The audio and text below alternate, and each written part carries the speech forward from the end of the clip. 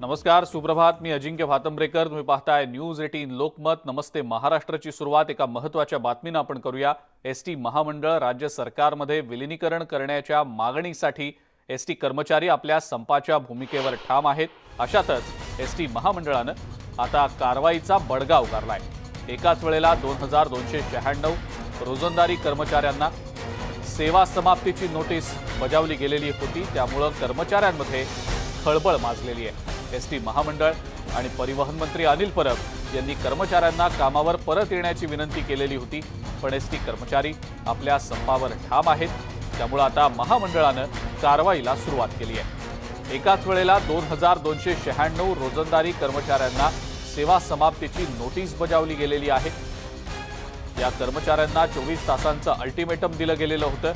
कामावर हजर व्हा, नाहीतर तुमची सेवा समाप्त करण्यात येईल, असं प्रशासनानं या नोटिशीद्वारे कळवलेलं होतं. त्यामुळे आता कर्मचाऱ्यांमध्ये मोठी खळबळ माजलेली आहे. एसटी कर्मचारी मात्र आपल्या संपावर ठाम आहेत. एसटी कामगारांना कर्मचाऱ्यांना नोटीस बजावली गेलेली आहे. चालक तसंच वाहक यांची एकूण संख्या 2126 आहे. वाहक 132, सहाय्यक 22, लिपिक टंकलेखक यांची 16 इतकी संख्या आहे.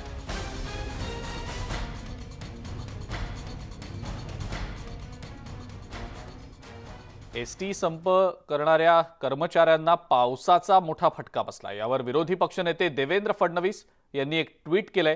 त्यांच्या ट्विटमध्ये त्यांनी एसटी कर्मचाऱ्यांचे प्रश्न जे आहेत त्या अनुषंगानं भाष्य केलेलं आहे. ट्विट नेमकं काय पाहूया. विविध विषयांच्या धुराळ्यात एसटी कर्मचाऱ्यांचे प्रश्न आहेत तसेच कायम आहेत. ऊन वारा आणि आज तर पावसाला तोंड देत 10 दिवसांपासून एसटी कर्मचारी आस लावून आहेत. दिशाभूल, संभ्रम, खोटे आरोप, फसवाफसवी, माध्यम व्यवस्थापन इत्यादी काही काळ बाजूला ठेवून त्यांच्या समस्यांकडे लक्ष द्याल का, असा प्रश्न ट्विटरच्या माध्यमातून ट्विट करत देवेंद्र फडणवीस यांनी उपस्थित केलेला आहे.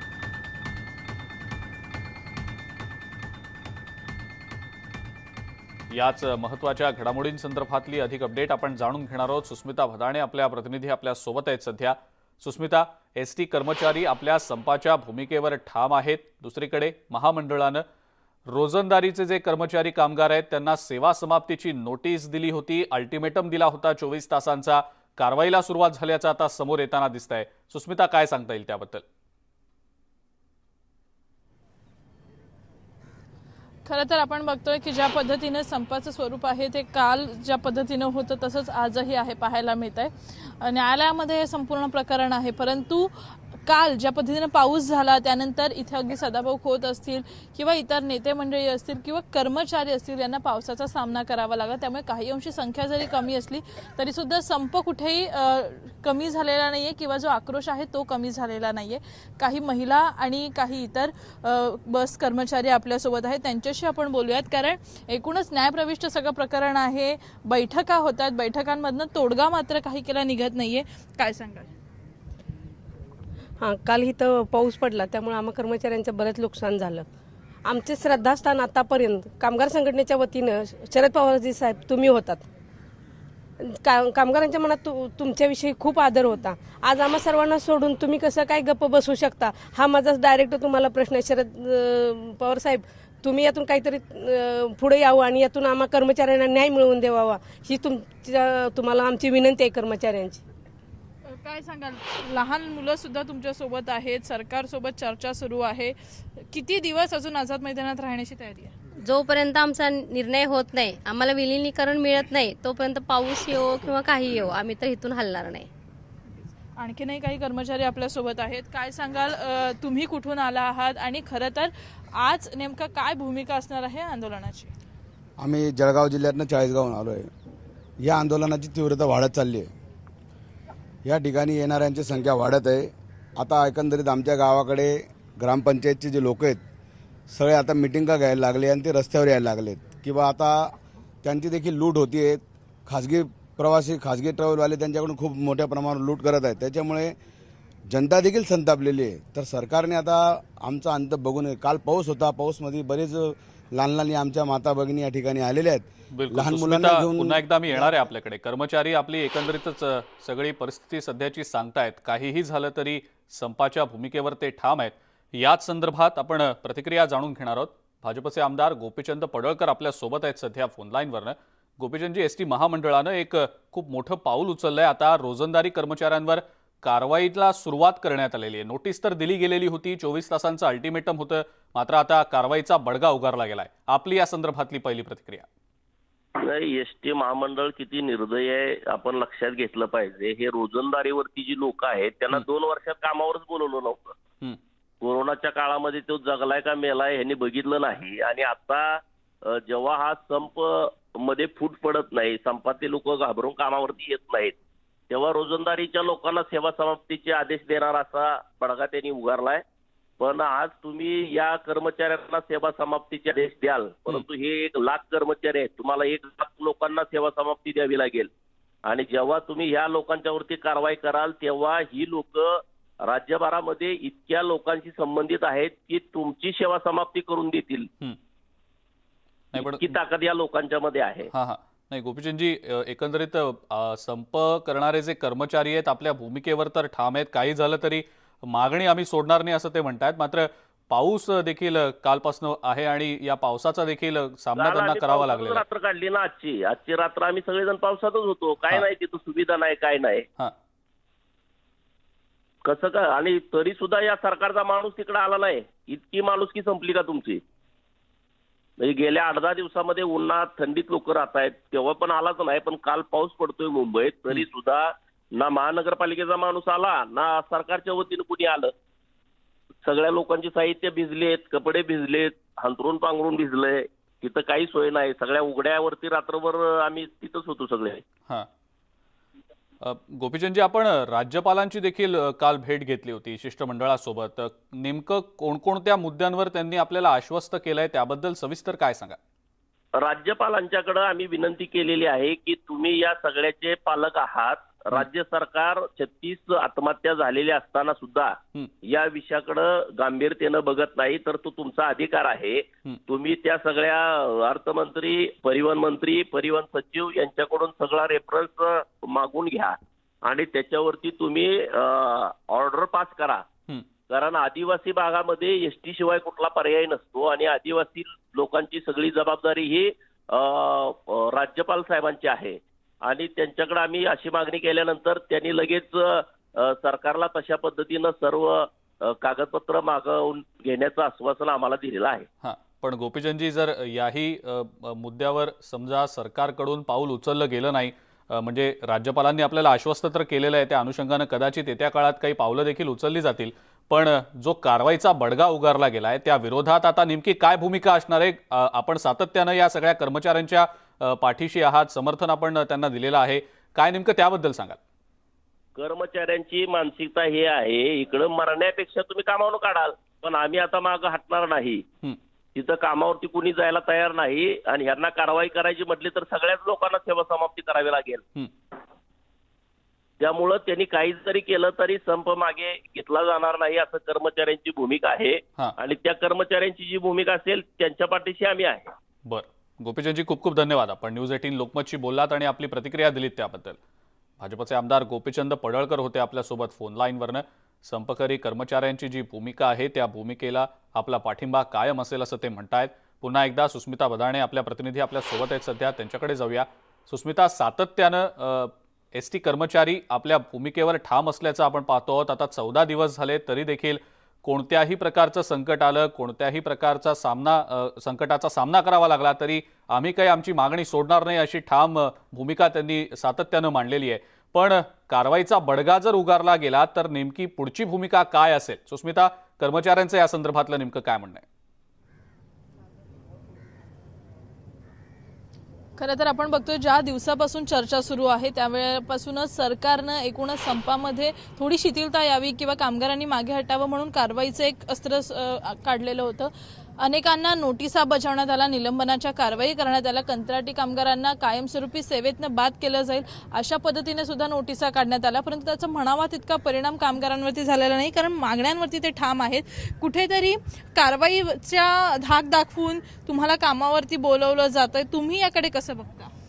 आमचा दृष्टिकोन असा आहे की ते आमच्यावर गुलामगिरीचं म्हणजे हुकुमशाहीचं पद्धत वापरत आहेत आणि त्या हुकुमशाहीला आम्ही भेटणार नाही. कारण की आमचं एकच मत आहे, आम्हाला आमचा हक्क पाहिजे, आमचा न्याय पाहिजे. जोपर्यंत आमचे एसटी राज्य शासनात विलीन होत नाही तोपर्यंत आम्ही हा लढा थांबवणार नाही.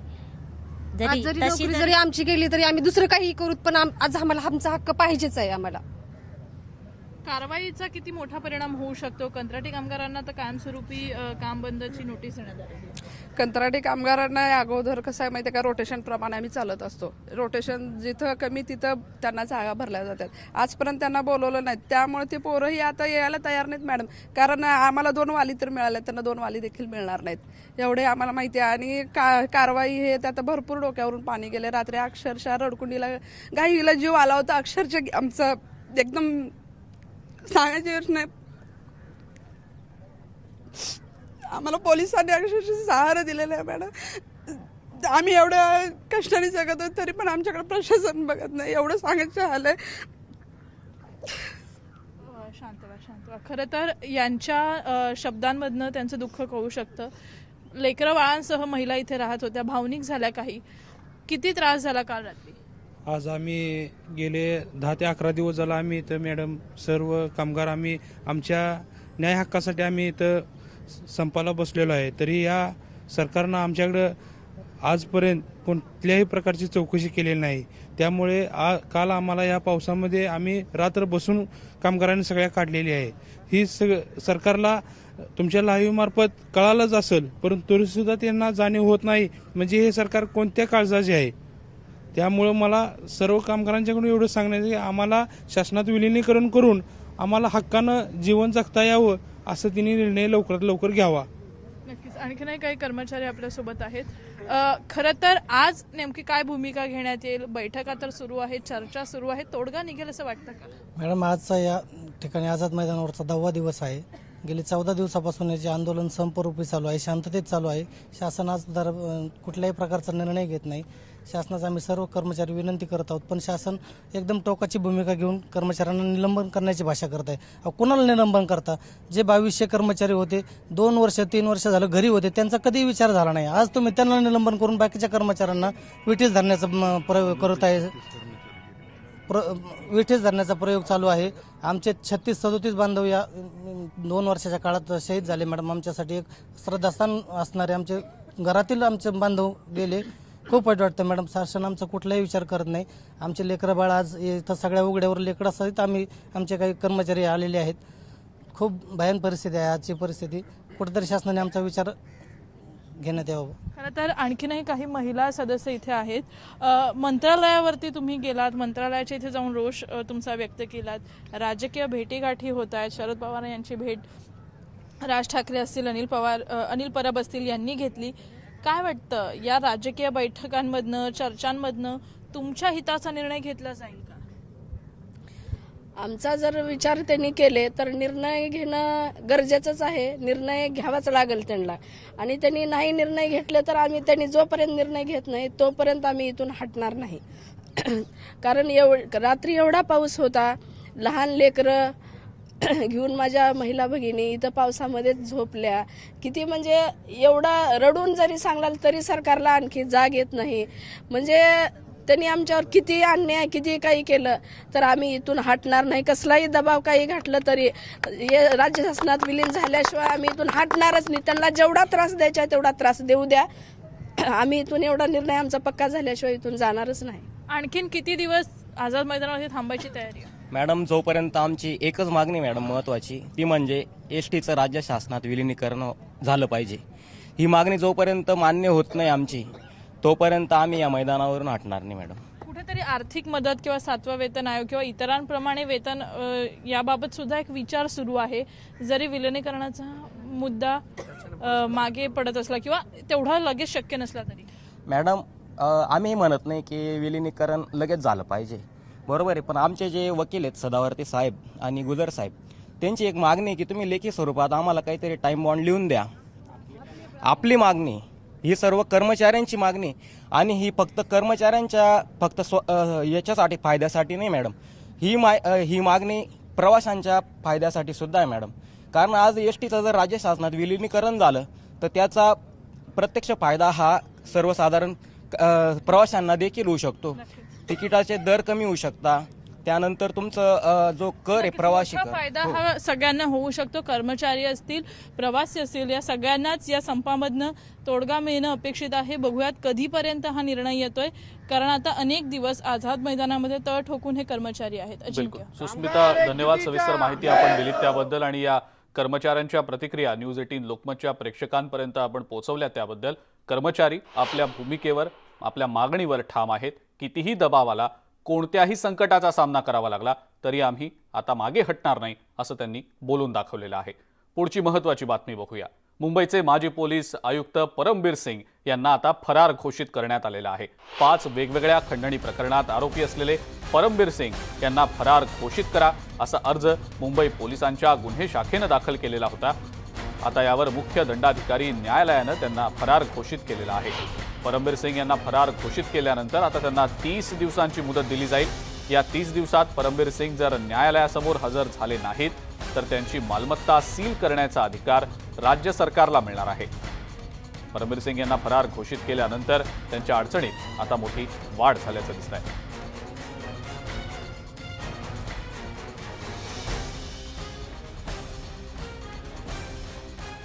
मुंबईचे माजी पोलीस आयुक्त परमबीर सिंग यांना फरार घोषित केलं गेलेलं आहे. या प्रकरणी सरकारी वकील शेखर जगताप यांच्यासोबत आमचे प्रतिनिधी प्रशांत पांडे यांनी केलेली बातचीत पाहूया. मुंबईचे माजी पोलीस आयुक्त परमबीर सिंग यांना फरार गुन्हेगार घोषित करण्यात आला. आपल्यासोबत शेखर जगतापजी आहे सर, त्यांच्याशी आपण बोलूया. सर, नक्की काय मुद्दे होते जे आपण एफिडेव्हिट आज न्यायालयामध्ये दिला होता, काय मागणी होती आणि काय बघून आज परमबीर सिंगला फरार आरोपी घोषित केलेला आहे?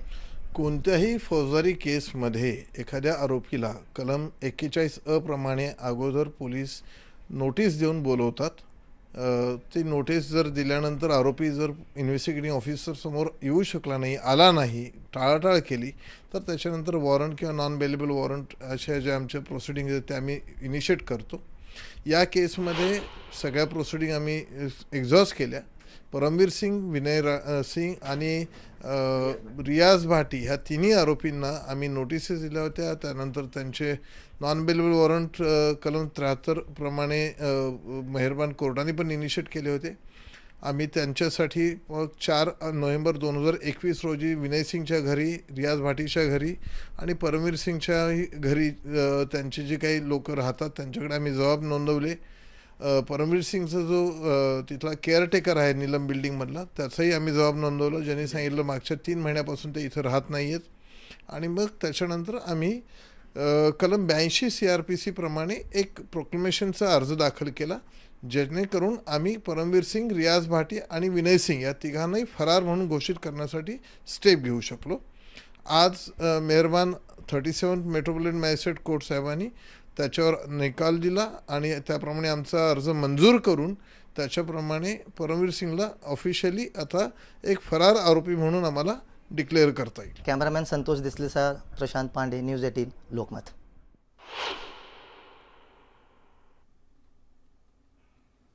परमबीर सिंग यांना आता फरार घोषित करण्यात आलेला आहे. परमबीर सिंग जर 30 दिवसाच्या आत हजर झाले नाहीत तर नेमकं काय होऊ शकतं, कोणत्या प्रकारची कारवाई होऊ शकते, ग्राफिक्सच्या माध्यमातून आपण आपल्या स्क्रीनवर पाहतो आहोत नेमके काय परिणाम याबद्दलचे होऊ शकतात. हजर राहण्यास 30 दिवसांची मुदत दिली गेलेली आहे. कोर्टानं आदेश दिल्यास त्यांची मालमत्ता, संपत्ती जप्त केली जाईल. परमबीर सिंग यांची बेनामी संपत्ती असल्याचाही संशय आहे. याबाबत मुंबई पोलीस आयकर विभागाला पत्र लिहू शकतात. वृत्तपत्रांमध्ये या संदर्भातला आदेश प्रसिद्ध केला जाऊ शकतो.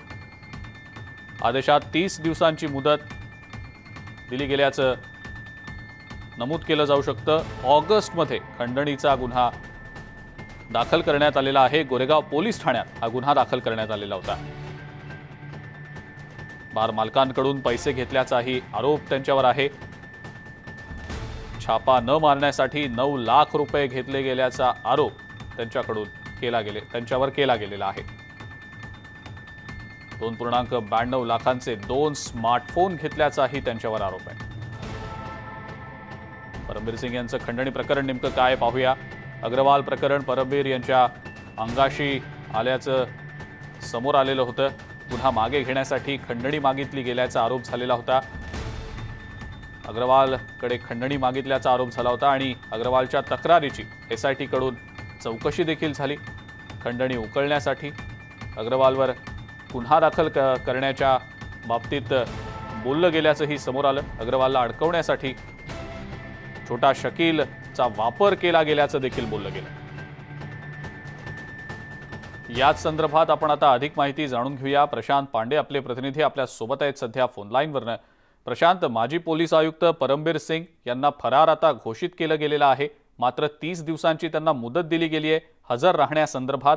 जर ते हजर राहिले नाहीत तर अनेक प्रकारची कारवाई होऊ शकते. प्रशांत, सविस्तर त्याबद्दल काय सांगताय? नक्कीच काल न्यायालयाने एक अप्लिकेशन जे सरकारी वकिलाकडून देण्यात आला होता. त्यांची मागणी होती की गेल्या काही महिन्यापासून परमबीर सिंग हे चौकशीसाठी एजन्सी समोर येत नाहीये आणि ते कुठे आहेत त्यांचा काही पत्ता पण भेटत नाहीये.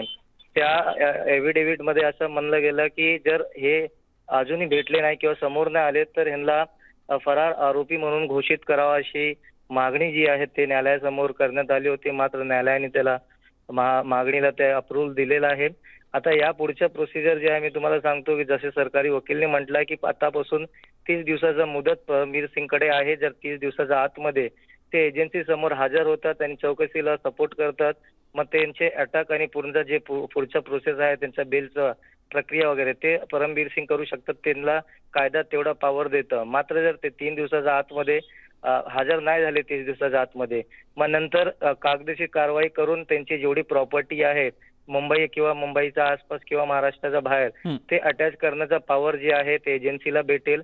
सरकार त्यांची प्रॉपर्टी अटॅच करेल आणि मात्र मग पुढची कारवाईला हे करतील अंजाम. बिलकुल प्रशांत, धन्यवाद. सविस्तर माहिती आपण दिलीत त्याबद्दल. नमस्ते महाराष्ट्रामध्ये ब्रेकनंतर आपल्या सगळ्यांचं पुन्हा एकदा स्वागत. राष्ट्रवादी काँग्रेसच्या स्थापनेनंतर आपल्या आयुष्यातला हा पहिला दिवस आहे की आपण नागपूरला आलोय आणि अनिल देशमुख आपल्यासोबत नाहीत असं भावनिक वक्तव्य शरद पवार यांनी केलेलं आहे. अनिल देशमुख यांनी जिल्ह्यात राष्ट्रवादी काँग्रेसला सक्षमपणे हाताळल्याचं शरद पवार म्हणाले. काही लोक केंद्रातल्या सत्तेचा दुरुपयोग करतायत तर काही लोकांना सत्ता गेल्यानं करमत नाही असा टोलाही पवारांनी लगावलाय. देशमुख यांना जेलमध्ये टाकल्याची किंमत भाजपला चुकवावी लागेल असा इशाराही त्यांनी दिला. अनिल देशमुख, एकनाथ खडसे, संजय राऊत, हसन मुश्रीफ, अजित पवार आणि त्यांच्या नातेवाईकांवर आकसातून कारवाई केली जात असल्याबद्दल त्यांनी जोरदार टीका केली आहे.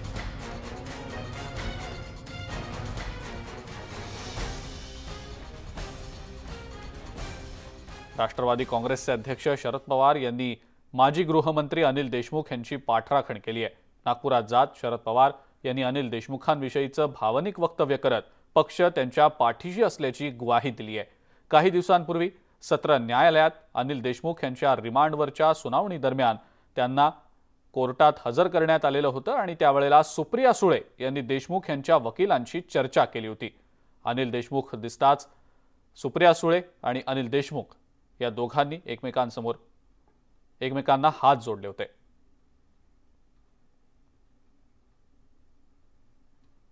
अनेक वर्षामध्ये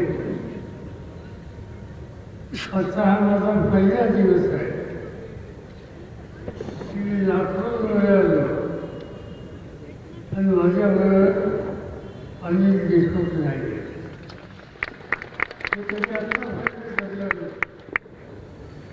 गेले अनेक वर्ष आपण सगळे एकत्रित ठरवलं काम करतो आणि या भागातले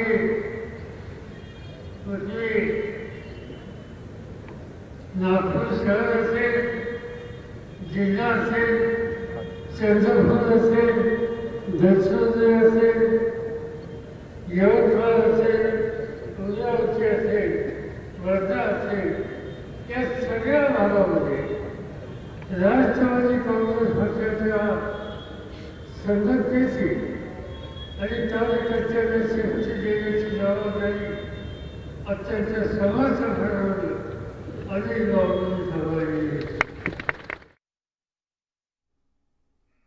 लोकांना त्रास देणं, अत्यंत खर्च करणं, बदनामी करणं हे काम आज देवीच्या भाजप सरकारच्याकडून केलं जातंय.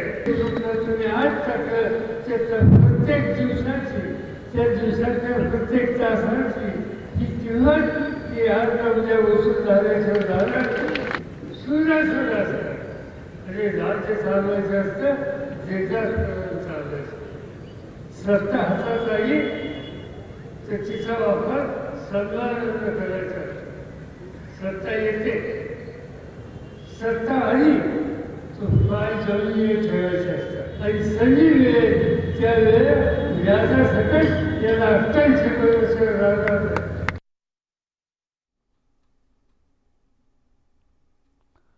पुढची बातमी बघूया. भायखळा राणीबागेतल्या पेंग्विनच्या देखभालीसाठी जुन्याच कंत्राटदाराला मुदतवाढ देण्यात आलेली आहे आणि यावरून स्थायी समितीच्या बैठकीत मोठा गदारोळ होण्याची शक्यता आहे. पेंग्विनच्या देखभालीसाठी मेसर्स हायवे कन्स्ट्रक्शन या कंत्राटदाराची 3 वर्षांसाठी नियुक्ती करण्यात आलेली आहे. नव्या कंत्राटदारासाठी 3 वेळेला टेंडर काढून सुद्धा अपेक्षित प्रतिसाद मिळाला नसल्यानं पालिकेनं आता जुन्याच कंत्राटदाराला मुदतवाढ दिली आहे. पेंग्विन्सवर गेल्या 3 वर्षात 11,46,00,000 रुपये खर्च झाले असून आता आणखी 45.84 लाख रुपयांचा मोबदला दिला जाणार आहे. कंत्राटदाराला जी मुदतवाढ दिली गेलेली आहे त्याला विरोध होण्याची शक्यता आहे. आतापर्यंतचा या सगळ्यावरचा झालेला खर्च नेमका किती आहे ते पाहूया. पेंग्विन खरेदी आणि कक्षासाठी 25 कोटी रुपये इतका खर्च आतापर्यंत झालेला आहे. 3 वर्षातल्या देखभालीसाठी 10 कोटी रुपये खर्च झालेला आहे. 2021 ते 24 या 3 वर्षांसाठी 15,26,23,000 निविदा काढली गेलेली आहे. प्रत्येक दिवशी 20,000 रुपयांचा खर्च अपेक्षित आहे. 7 पेंग्विन्ससाठी दररोज 1.5 लाख रुपयांचा खर्च अपेक्षित आहे. याच संदर्भातली अधिक माहिती आपण जाणून घेणार आहोत. सुस्मिता भदाणे आपल्या प्रतिनिधी आपल्या सोबत आहेत सध्या. सुस्मिता, पेंग्विनच्या देखभालीसाठी जुन्याच कंत्राटदाराला पुन्हा एकदा कंत्राट देण्याच्या मुद्द्यावरून आता पुन्हा एकदा स्थायी समितीमध्ये गदारोळ होण्याची शक्यता दिसतेय. सुस्मिता, काय सांगता येईल त्याबद्दल? खरं तर राणीबागेतले पेंग्विन्स आता सगळ्यांसाठी खुले झालेले असले तरी पुन्हा एकदा नव्यानं हा वाद समोर आलेला आहे. यापूर्वीच्या वादामध्ये जो अधिकचा खर्चदार साधारणपणे तो 15 कोटीपर्यंतचा हा खर्च जाऊन पोहोचला होता. त्यामुळे फेर निविदा करण्यासाठीचे आदेश आयुक्तांनी दिलेले होते. आज स्थायी समितीची बैठक आहे, त्यामध्ये हा महत्त्वपूर्ण विषय चर्चेसाठी येणार आहे. पूर्वीच्याच कन्स्ट्रक्शन कंपनीला, मे कन्स्ट्रक्शन या कंपनीला या पद्धतीच्या सगळ्या टेंडर्सची अनुमती देण्यात आलेली आहे. कार्यकाल त्यांचा वाढवण्यात आलेला आहे. साधारणपणे 45.84 लाख रुपयाचा मोबदला त्यांना दिला जाणार आहे. त्यामुळं ज्या पद्धतीनं हा खर्च केला जातोय तो खर्च पाहता तितकी मिळकत राणीबागेला आहे का हे बघणंही महत्त्वाचं आहे. आज विरोधकांकडनं याच मुद्द्यावरती निशाणा साधला जाणार आहे स्थायी समितीच्या बैठकीमध्ये. तर दुसरीकडे अतिशय महत्त्वाकांक्षी पद्धतीनं राणीची बागेमध्ये हा पेंग्विनचा प्रकल्प उभारण्यात आलेला होता. एक नवीन पेंग्विन ऑरिओ हा एक नवीन पेंग्विनचा मेंबर सुद्धा आता त्याच्यामध्ये जोडला गेलेला आहे. त्यामुळं यासाठी लागणारा जो खर्च आहे त्यात मुख्यत्वे 2-3 मुद्दे महत्त्वाचे आहेत. एकतर पेंग्विनसाठी लागणारं खाद्य, त्यांची वैद्यकीय सोयीसुविधा ज्या काही केल्या जातात त्यासाठी पालिकेनं गेल्या 3 ते 4 वर्षांमध्ये कुठल्याही पद्धतीनं मुंबई महानगरपालिकेच्या डॉक्टर्सला ट्रेनिंग दिलेलं नाहीये. त्यांचे डॉक्टर्स हे बाहेरून येत असतात, त्या पद्धतीने ते त्यांची ट्रीटमेंट आणि सगळी काळजी घेत असतात. त्यामुळे विरोधकांचं लक्ष हेच आहे की इतके जास्त पैसे जर आपण पेंग्विनवरती सगळं सेटअप झालेलं असताना सुद्धा जर खर्च करत असू तर आपल्या इन हाऊस पद्धतींचा वापर करत किंवा आपल्या वेटरनरी डॉक्टर्सला आपण योग्य ते प्रशिक्षण देऊन या पेंग्विनची काळजी घ्यायला जर सक्षम केलं तर कुठेतरी हा खर्च कमी होऊ शकतो. अशा पद्धतीची एक भूमिका विरोधकांकडून मांडणं अपेक्षित आहे. यापूर्वी अनेकदा हा विषय चर्चेत आलेला आहे, परंतु पेंग्विन्सच्या बाबतीत आज स्थायी समितीमध्ये काय निर्णय घेतला जातोय, या संपूर्ण प्रकरणाला किती वेळापर्यंतची मुदतवाढ मिळते हे बघणं सुद्धा अतिशय महत्त्वाचं असणार आहे. अजिंक्य.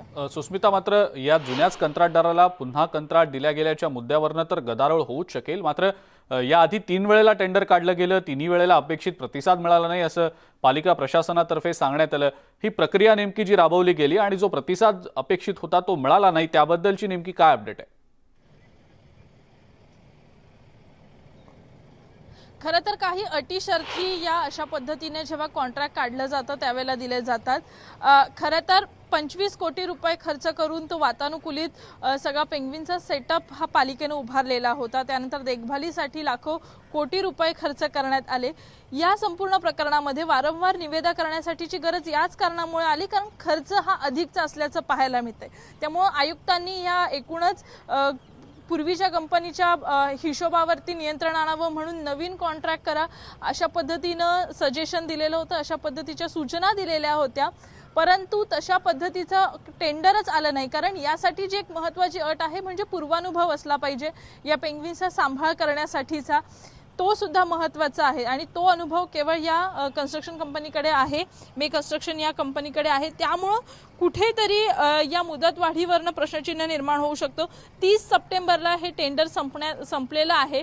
खरं तर मुदत वाढ मिळालेली आहे, टेंडर पूर्ण वेळ त्यांना राहील का नाही याबाबत सुद्धा प्रश्नचिन्ह आहे. त्यामुळं आज नेमका गदारोळ ज्या वेळेला होईल त्यावेळेला हाच मुद्दा उपस्थित केला जाणार आहे की कुठेतरी मुंबईच्या अनेक लोकांनी कर म्हणून दिलेला रक्कम किंवा दिलेली रक्कम ही एवढ्या मोठ्या प्रमाणात जर पेंग्विनवरती दिवसाला 1.5 लाख रुपये खर्च होत असतील तर कुठेतरी मुंबईकरांच्या ज्या विकास कामं आहेत, ज्या मूलभूत सोयी सुविधा आहेत, त्यांचा पैसा या पेंग्विन्सवरती खर्च होतोय का, हा एक मुद्दा विरोधकांकडून उपस्थित केला जाईल. अजिंक्य. बिलकुल सुस्मिता, धन्यवाद सविस्तर माहिती दिली त्याबद्दल. आणि यानंतर आणखीन एक पुढची महत्त्वाची बातमी बघूया, आणि ही बातमी आहे पालिकेला बसलेल्या भुर्दंडाची. स्थायी समिती सदस्य असलेल्या भालचंद्र शिरसाट यांच्या विरोधात कोर्टात लढलेल्या लढाईत पालिकेला 1 कोटींचा भुर्दंड बसलाय. शिरसाट यांची स्थायी समितीमधून गच्छंती करण्यासाठी पालिकेनं कोर्टात लढाई लढली होती. या लढाईत महापालिकेला उच्च आणि सर्वोच्च न्यायालयात अपयश आलं. न्यायालयानं शिरसाट यांचं सदस्यत्व कायम ठेवलंय. या राजकीय लढाईत बृहन्मुंबई महानगरपालिकेला तब्बल 1 कोटी 4 लाख रुपयांचा खर्च आल्याची माहिती आरटीआय कार्यकर्ते अनिल गलगली यांनी माहितीच्या अधिकारातनं मिळवलेली आहे. गलगली यांनी बृहन्मुंबई महानगरपालिकेच्या विधी खात्याकडे याबाबतची माहिती मागितलेली होती. यात अनिल गलगली यांना उच्च न्यायालय आणि सर्वोच्च न्यायालयात नेमलेले वकील, काउन्सिल आणि त्यांना दिल्या गेलेल्या रकमेची माहिती देण्यात आली. याचाच भुर्दंड हा 1 कोटी 4 लाख रुपये इतका आहे. त्यामुळे आता महानगरपालिकेला अशा प्रकारे जनतेच्या पैशांची उधळपट्टी करण्याचा अधिकार कोणी दिला, असा सवाल गलगली यांनी उपस्थित केला आहे.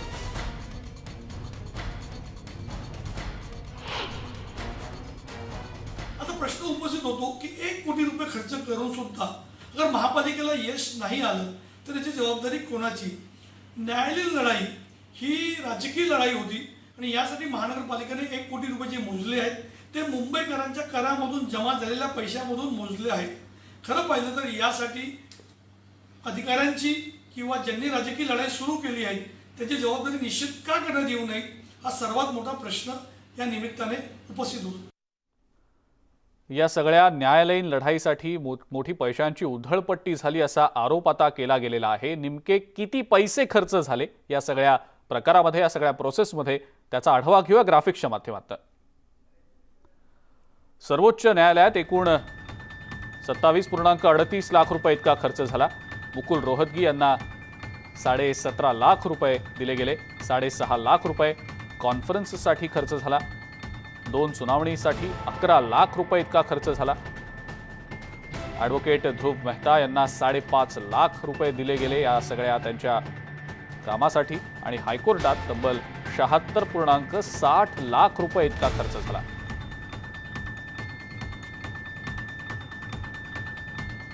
ब्रेकनंतर आपल्या सगळ्यांचं पुन्हा एकदा स्वागत. मुंबईच्या चेंबूरमधल्या भारतनगरमध्ये दरड कोसळून बेघर झालेले नागरिक अजूनही पुनर्वसनाच्या प्रतीक्षेत आहेत. चेंबूरमधील भारतनगरमध्ये दरड कोसळून झालेल्या दुर्घटनेत 20 जणांचा जीव गेला होता. तर 10 कुटुंब बेघर झालेली आहेत। या 10 कुटुंबांची सध्या पालिका शाळेत निवाऱ्याची सोय करण्यात आलेली आहे। इथल्या 2 खोल्यांमध्ये 10 कुटुंब गेल्या 5 महिन्यांपासून राहत आहेत।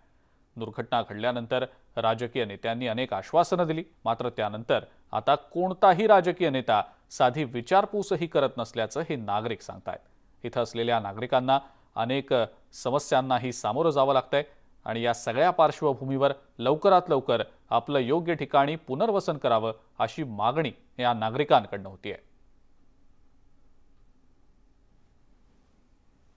18 जुलै 2021 रोजी चेंबूर येथील भारतनगर या ठिकाणी एक संरक्षण भिंत कोसळली आणि जवळपास यामध्ये 20 जणांचा मृत्यू झाला। त्यानंतर या ठिकाणची कुटुंब जी आहेत ती विस्कळीत झाली।